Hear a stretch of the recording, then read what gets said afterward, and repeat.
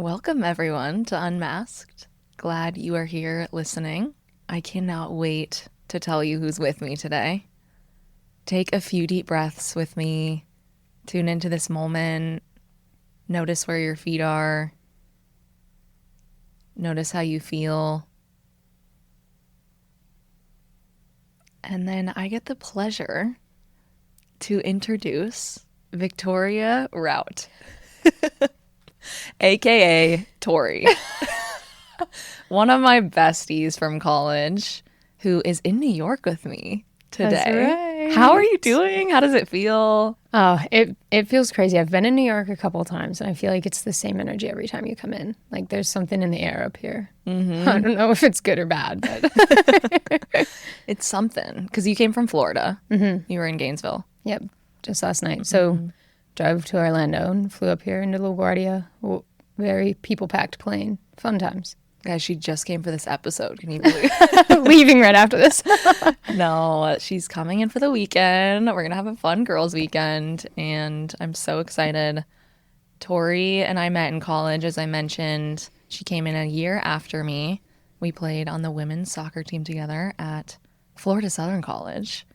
We were both captains together and great friends. So I'm forever grateful for Florida Southern to bring us together.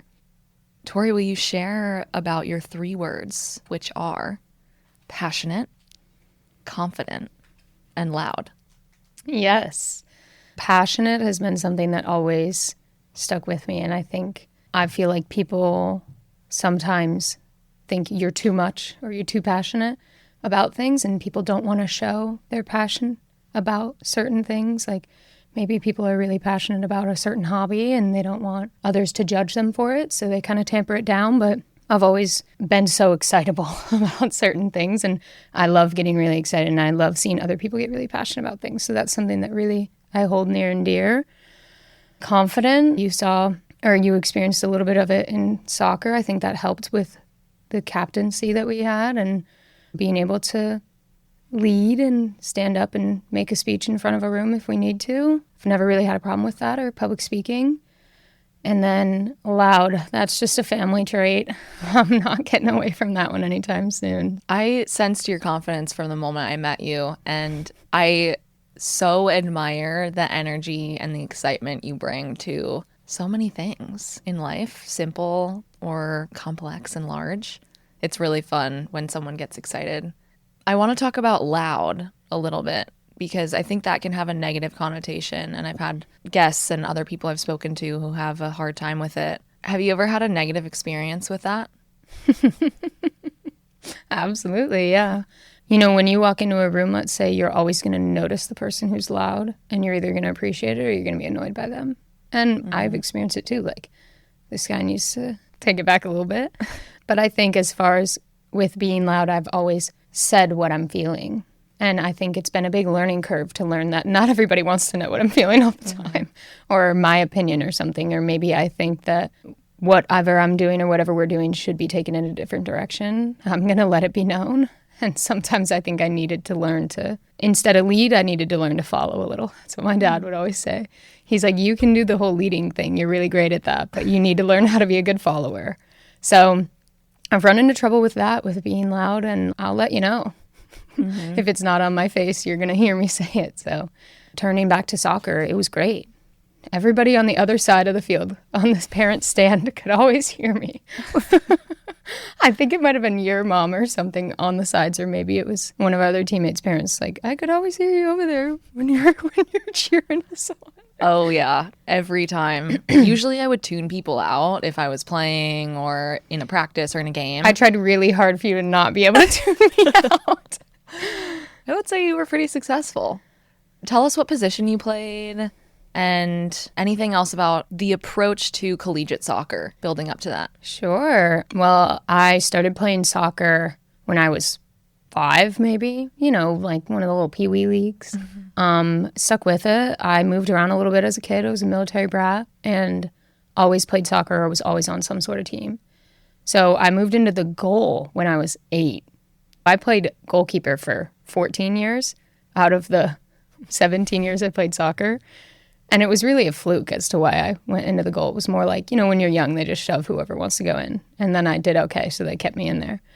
And then I was living in Vegas at the time, and I got exposed to some really great coaching. We had this goalkeeper coach that my club brought in from New Zealand, and he was amazing and really taught me about what goalkeeping is and how specific of a position it was. And I really came to love all of the different aspects.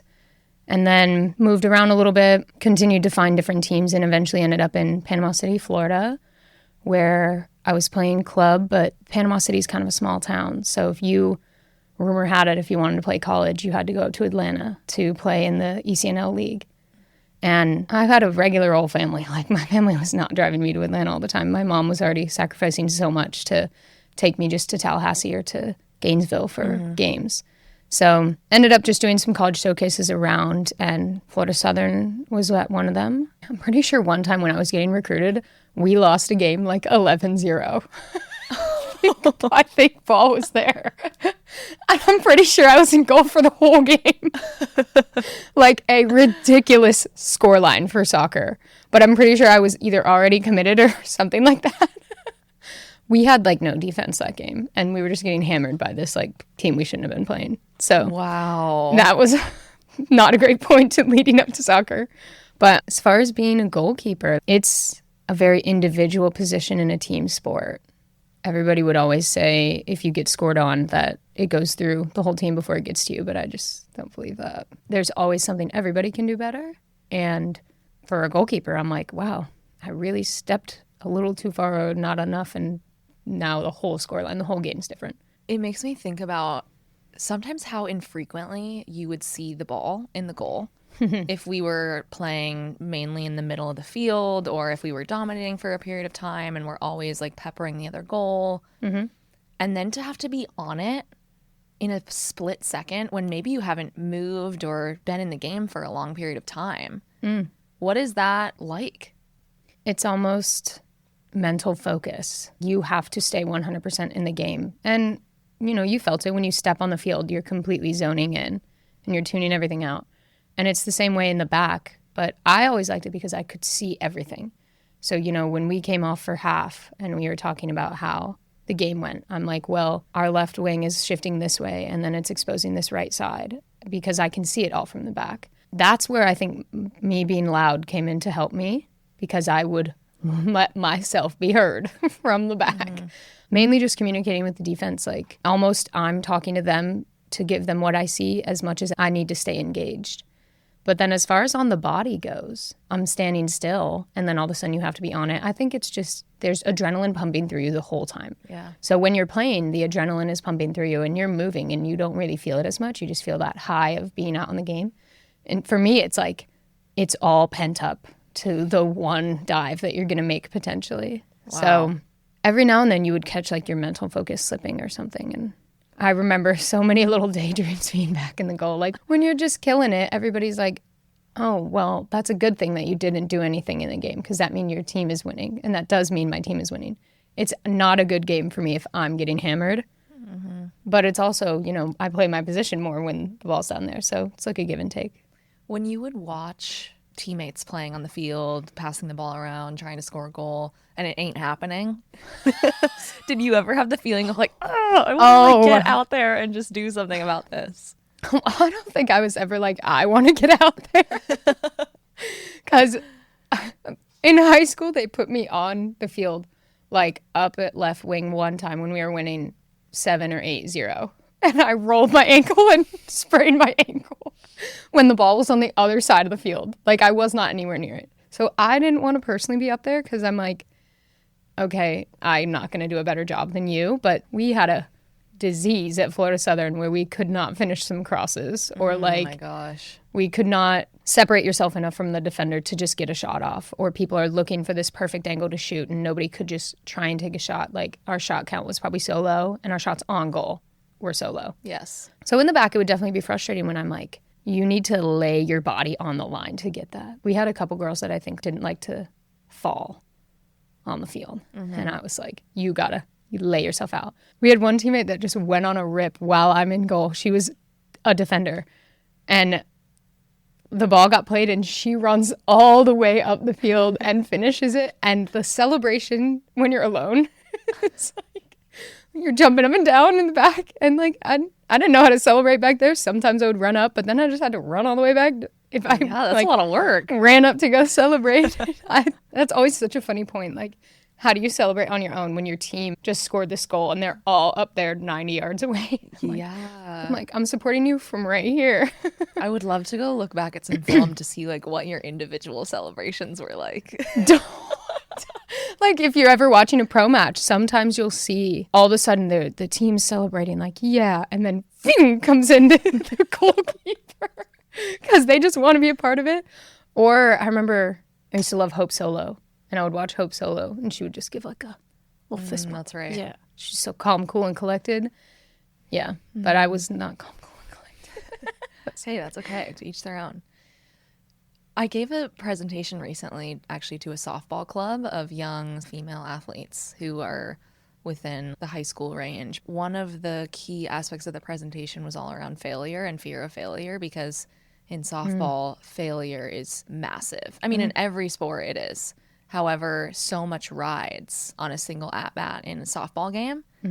And that was what I was speaking on with those athletes. And it makes me think a little bit of a goalkeeper as well, because you might have one or two moments where you see the ball in a game and the ball is coming at you. And if two of those go in the net, I imagine that, yes, it's gone through 11 or 10 other players, but your association at times may have been, I'm a failure, I failed. Like, what was that experience like, and how did you navigate it? Well, funny enough, I did play softball also when I was younger. I played like in 8th and 9th grade, so I was pretty old as far as it wasn't just a younger sport. But I think that is definitely a place where the goalkeeper knows their error. Like, I know what I did wrong. It could be the most beautiful upper 90 shot, but I've been trained, I know how to make it to the upper 90. So there are some absolutely impossible shots that sometimes you just got to let go. But more often than not, I was like, I could have got there somehow, or I wasn't set in time, or I didn't plant correctly, something like that. So there's always something that I know I could have done better. And I think what helped me was teammates. As much as I didn't want their pat on the back or their encouragement, it's a huge help. And I was out at recess the other day, and these kids, first of all, nothing makes me believe in the next generation like watching recess. Because you're a teacher. You weren't playing at recess. No. I'm watching my 4th graders at recess, and they will organize their own football game. They'll organize their own soccer game. There's a little kid who's the next Messi. He is amazing. And he'll organize the whole game. He wears his little soccer kit to school and everything. So I was watching this game, and, these kids are just, they're moving it around. They're 8 or 10, so they're not doing anything crazy. But goal gets scored, and a kid on the sides goes, "How did you miss that?" And I'm like, "You get over here right now." And I make this kid stand in front of me, because that's a huge learning point when they're young, is about how to pick up a teammate. And I looked at him and I was like, "Do you think that he knows that he did that wrong? You think he knows that he let it go through his hands?" The kid's like, "Yeah." I'm like, "Okay, so you don't need to reinforce that for him. You need to pick him up in this moment because he's feeling really down about himself. And you have to be a teammate and support him through this, because if you take out your anger on him, it's going to make everything else crumble from within. Like, you have to pick somebody up when they're down." And I think even related to softball is extremely individualized. It's a team sport because you're all standing next to each other. But, fly ball to right field, your catcher isn't worrying. Like, your catcher can't do anything in that moment. It is the right fielder. And that's it. So when errors happen in softball, I think you see a lot of collegiate teams really try and pick themselves up or help your teammate out in that moment. Whenever I got scored on, I'd like, "Don't talk to me. Don't even patronize me." But it helps. You have to be able to lean on other people in that moment. And you're so vulnerable. Like, "I suck.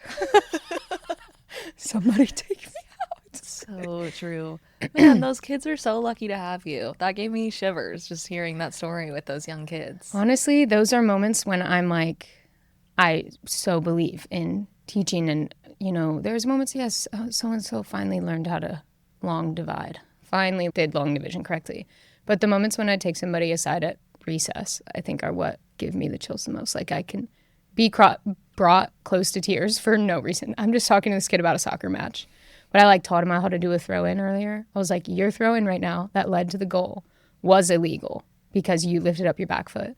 So you need to drag your back foot and get your power through here. And these kids are just at recess, but they're like totally taking that in. And now they have beautiful throw-ins. It's fun that you have that connection with soccer still, even just in the recess environment, because transition was hard for me from collegiate athletics. And some of the research and things that I've read on how to make that transition healthier, more successful, to lead to better well-being is to somehow stay connected to your sport if you feel like that will help. And it's cool that it's kind of shining through in maybe an unexpected manner. I bet you didn't go into teaching because you were like, oh, I'm going to get to be at recess with the kids and talk about soccer here and there. Does that resonate at all? Absolutely. When you leave soccer, so many seniors, I remember, even me, I'm limping along my cleats at the end of the season. Like, you're always buying the nicest cleats and the nicest pair of gloves, and they are taped together by the end of my senior season. Because I'm like, I'm not going to use these again. And then, like, when you take off the cleats for the last time, I wasn't putting them back on anytime soon. And I did not touch them for 2 years. It's a complete cutoff. And sometimes for people, I think that can be a good thing because you get too much of your sport. I had a friend in high school whose father was pushing her to go to all these ECNL games and go to this, and to the point where you don't have the love for the sport anymore. And I've heard a lot of athletes in college will find that because you're so overexposed to it and you don't have much of a balance in college. Your life is athlete student. And so they will not be able to find that love anymore. And then when they're taking their cleats off, they're like throwing them in the trash. They're totally done with it, which I understood. I was like, I'm burnt out. And then my first experience putting them back on was coaching for it was like a charity league, kind of. It was for giving students from underprivileged backgrounds the opportunity to play on a club level team. So it was a discounted price that the community would donate to. They needed volunteer coaches, so I came out to volunteer to help the goalkeepers, and that's the first time that I put the cleats back on. And these poor, like, 10 and 12-year-old kids, I was ripping the ball at them because I was just having a great time. There was a 12-year-old boy. I was like, you're going to have some boys who can hit the ball this fast, so you need to be able to prepare yourself. So I would be just zinging it at him, and I loved it. What did it feel like to put your cleats back on after how long was it? 2 years, you said? I think it was 2 years. I felt such nostalgia. And also a little gross because those same taped together cleats were what I was putting on. But, I would get new cleats at the beginning of the season, and then with all the two-a-days that we would do in preseason and the dew in the morning, the cleats were molded to my feet. So slipping them back on was just like putting on a pair of socks. They were just as comfortable as the beginning. But then my leg would hurt after. My right quad was on fire. Just a couple shots on goal and you're done. I was like, and when you're younger and all your coaches are like, I can't do that anymore, I'm too old. Yeah. And I was saying that at the ripe old age of 24, I was like, you guys need to stretch now because your body is a temple. You have to take care of it. I wonder to this day how I survived without stretching and yoga throughout the college experience. Oh my gosh, I think of that all the time. We just beat up our bodies. And it's so funny because collegiate athletes now, like, we had access to world-class athletic training. And I would use it, kind of. You didn't use it probably as much as you needed to. But you want to know why? Because there was this fear that you go into the ATR, the athletic training room, and your athletic trainer is going to find something that's wrong, and then you're going to get pulled, and you're not going to play. So it almost created this culture of don't take care of your body, don't go into the ATR, because you're not going to play. Wow. I haven't thought about that. You would not go into the ATR. Are you kidding me? You haven't thought about that? You must have internalized subconsciously probably knew what I was doing. But I haven't spoken about this point. I'm pretty sure I've talked to you about this in college. You were like, no, I'm fine. It's not that big of a deal. You would be limping home. Yeah. And you wouldn't go. I think a more appropriate approach would be telling your team that they need to take care of themselves and, like, making the game time decision can you continue this for your body? Because this is the only body you have for the rest of your life. And I think that there are some sports out there that don't cherish that as much as they should. Like, honestly, you think of the NFL, those players do not want to get pulled out. Rightfully so, because that is your life. You have such a level of competition. But if you get hit in the head in a certain way, they're going to make you go in that tent. And these players are like, don't take me in that tent. I don't need to go in there. Wow, you really exposed me today. I actually haven't thought about this in a while about how much I avoided that training room. How many? You could probably count on your hands. Two the amount hands. of times. Oh, absolutely. I've never been in there. I didn't get ankles taped. I wasn't going in to get checked. I was like, get me out. And for the people to know, like, you played like every game. Girl, senior year, I was right bench and I was still in the ATR in my little ice bath every day. Well, yeah, good for you. You knew earlier than me to just. But I didn't have this fear that I was going to get taken out. I was like, I got to take care of my body, and here's this free stuff for me to go do, and I want a little massage. Yeah. But you would avoid it. You would do the mandatory team ice bath and then walk yourself home. Mm-hmm. You would get your ankles taped. Would you? You would have your ankles taped? I'm glad that I have you to remember these things for me.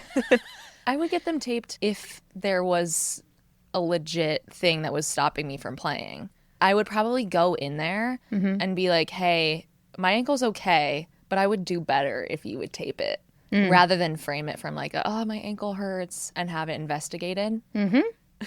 No, and I think that that's really big. That's like a toxic part of college athletics because everything comes down to can you play or can you not play?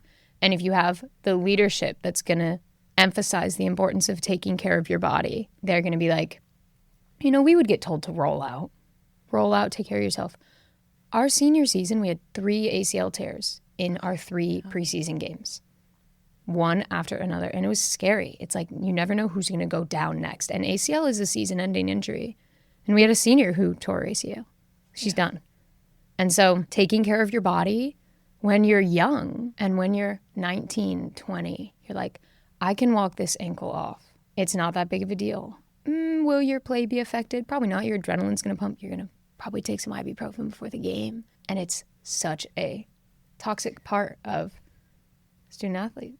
I think this is a huge part of some of the awareness that's important to be raised. There's a reason that we were doing all these things is because we didn't know and couldn't conceptualize at the time that there's life after sports. And I said this in my solo episode. No one told me, hey, you're not going to be an athlete one day. You're going to go off and be dumped into the world and you're not going to be a competitor anymore, at least in this type of environment. Mm-hmm. There's world beyond this. Sometimes without fully being able to understand that, it's hard to be in this frame of mind of let me take care of my body more intentionally for the sake of my life after collegiate athletics. Mm-hmm. Like it's one thing to take care of it to be able to perform in your next game, but to actually have the intention of doing it for the sake of yourself and your well-being is completely different and not spoken about enough. Well, you think about what coaches preach, let's say coming into preseason. They're like, all of your focus needs to be on this season. All of your focus needs to be on this game. And, you know, rightfully so when you are getting to a certain point in your season or when you're getting into preseason. Yeah, you got to be focused in. You shouldn't be partying on the weekends. Like, you need to do this. But at the same time, imagine if a coach were to be talking you through these stretches or bringing somebody in, like bringing your athletic trainer in to talk about the certain stretches and why they're important for your later life. I wonder if coaches are like, then they're only going to be thinking about later life and they're not going to think about the game tomorrow. So when we stretch, it's going to be how good are you stretched out for your game tomorrow? It's not how good are you stretched out so you don't tear your ACL. Which all comes back around to still putting on a star performance. Like if you take care of yourself as if you're taking care of your body after soccer, you're still going to perform well and far exceed what you would if you didn't. Will you share a bit about your experience sitting the bench? You mentioned being right bench for a period of your career. What that was like for confidence, feeling worthy, feeling like part of the team. Will you walk us through that? Absolutely. It was a major test, a major learning point, and a test of character, I think. As far as feeling worthy, you don't really. When you're on the side, you're like, I'm on the side because I'm not good enough, right? Or maybe there were times when I thought that I was good enough and I just wasn't playing And I think there could be a better frame of mind to put people in who are on the bench. You are good enough to be here. You are good enough to be on this team. But what the team needs right now is who's out there. We had a goalkeeper who would also be on the side with me. She got put in a little bit at the end of the season because she had a stellar kick. She could kick it like 80 yards. Oh my gosh. And so in those moments, I think I finally came to realize I am good enough to be here. I'm good enough to be on this team. I am a good player. The team needs this type of player right now. And that's not me. I'm not that type. You can't be everything. I'm going to be this specific type of goalkeeper. You have the more aggressive style, or you have the louder style, or the big kick. So in the moment, I was a captain, but I was on the sidelines. So it was this huge imbalance to me of, let's say when we come in for half, do I even have any right to address the team with how it's going? Or are these players who are sitting there actually playing so tired, looking at me bone dry, like tapes on and everything's ready, but I'm not dirty at all. And these players are dying out there, and they're going to hear me come in and be like, you need to be doing this and this and this. So it was a big moment to be, how do I approach the situation? How can I communicate to them to encourage them, to keep them moving, to get them to push it all?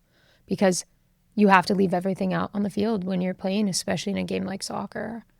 It's the small moments that are going to make that difference. You know, the extra little bit that you're going to sprint at the end is going to get you to finish that cross. And how do I motivate my team that I'm supposed to be leading as a captain from the sidelines? And I think it's just trying to navigate that. I was trying. Mm-hmm. I remember back then when we would talk about it after games or on the weekends, you spoke about how much you would call your dad and speak to your dad on the phone. He seemed like a really good outlet and voice to confide in and to listen to you, and also an advisor. Share a little bit about your relationship with him and what he told you during some of those hard times.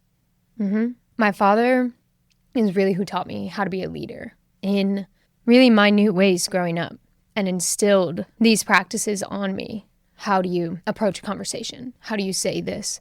How do you speak in front of people? How do you look somebody in the eye? He was constantly on us for certain aspects of values that he valued. So things that he valued. And I respect him so much as a leader. He has made it this far because of how decisive he is and how confident he is in what he does. I think that's what created my confidence, is that's what he instilled in me. So I would call him after a game. I remember, COVID. We got shut down as a team because somebody popped positive on a COVID test. So it was fall of 2020. And we weren't really playing many games, but we were still practicing for everybody who was there. And if somebody on the team popped positive, everybody had to go into quarantine for 2 weeks, like go to online classes. And I remember somebody popped positive on our team, and I was fuming. So mad. We were going to have a quick team meeting before we left, and I just wanted to yell. Like, I just wanted to lay into everybody. What are we here for? You're here to play soccer right now. Why would you put everybody else at jeopardy? I wanted to yell so bad. So I called him. And he was like, you will not do that. He's like, you're going to lose a massive amount of respect if you come in thinking that you can just have the right to yell at people for something that's already happened. He's like, this is how you need to approach it. Because if you approach it this way, and it was never, don't do that, you need to do this, tell me what to do. It was explaining to me the perception of, if I were to yell at the team in that moment, here's how it's going to be received, more than likely. And here's how your respect is going to change. I think he probably got his leadership from his father. Mm-hmm. And he's just always been able to make a decision and stick with it. A big one that I remember is he will be a leader in what a leader needs to be. Like, sometimes you're going to have to be the bad guy, and you're going to have to make the decision, and you're going to have to go with it. In his job especially, he's been able to gain a lot of respect, I think, for his leadership style. That's one conversation we had really frequently when we would have our captain conversations or friend conversations. Yeah, mixed. Around how to balance this act of being a leader and maintaining friendships. Because I noticed a shift when I was, a player on the team, a teammate, and then all of a sudden was a captain. And the difference in the way that people came to me, what I was told, there was a little bit more walking on eggshells. How did that feel for you? Any Very similar. Okay. It's like the energy in the room changes when you're just having a team chat, team meet, whatever. The team's just hanging out, and then you walk in the room, which I think doesn't need to happen. You don't need to be the bad guy to be a captain. Like your captain can just be somebody you're supposed to go to. I think for the younger years, it was easier for them because they're like, oh, here's our captain. She's a little bit older. You know, we had people come to us with concerns of from anything from playing, or I talked to somebody about like a personal issue that they were having, and walking through the freshman as a senior wasn't that hard. I think it was our peers who were seniors. I feel like people thought maybe that we thought that we were better than them somehow because we were captain. And it was really hard to communicate like, I don't think that I'm better than you because of this position. I have to make this decision for the team. Like, we are out of shape. You remember when we had him run? There was a gap in our play. There was a gap in coaching. It's spring season. You're supposed to get stronger. You're supposed to get faster. And we weren't running at all. I don't even know if I was captain with you at that time, but like decided to have the team do some runs. And that's just... Oh, no, I think that was when I left. I think that might have been the spring season that I graduated. I thought it was you. Because I left halfway through the year. Oh, well, I don't remember that being my decision, but might have just been I you. was blaming it on you. That was not just me. Oh my gosh. Anyway, so it's like you have this balance of you have this position of a little bit of power because you have that connection to the coaches. You're constantly talking with them and communicating what you see from the team and what the girls need from the team, what the coaches need from the girls. So you have that little bit of power, but you're trying to balance that with to what extent.